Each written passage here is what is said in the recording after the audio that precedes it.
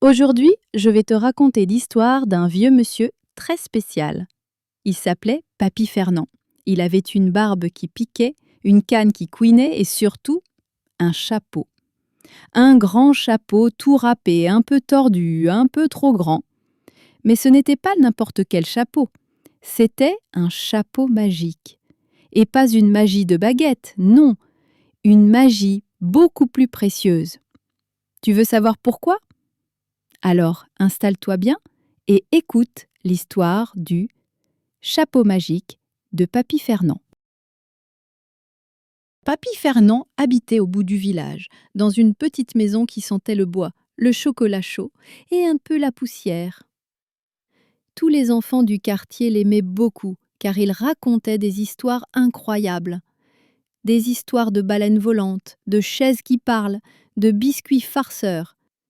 Et surtout, il portait toujours son grand chapeau marron. Un chapeau plein de trous avec une plume qui tenait à peine. « Tu dors avec, papy ?» demandait son petit-fils Malo.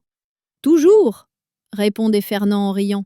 « C'est pas un chapeau, c'est un trésor. » Mais ce que personne ne savait, c'est que ce chapeau était vraiment un peu magique.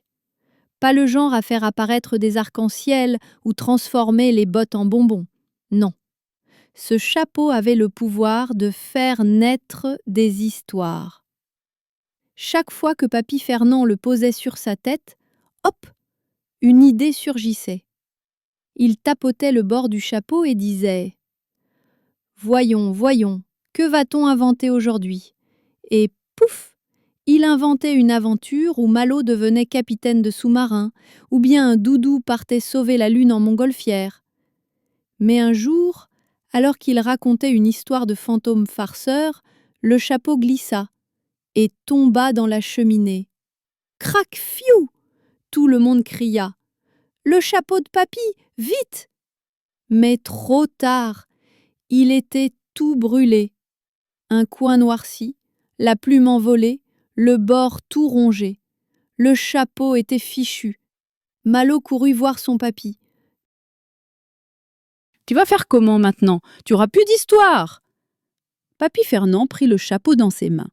Il le regarda longtemps, puis il dit doucement « Tu sais, Malo, peut-être que la magie, c'était pas dans le chapeau. » Le lendemain, Papy Fernand s'assit sur sa vieille chaise.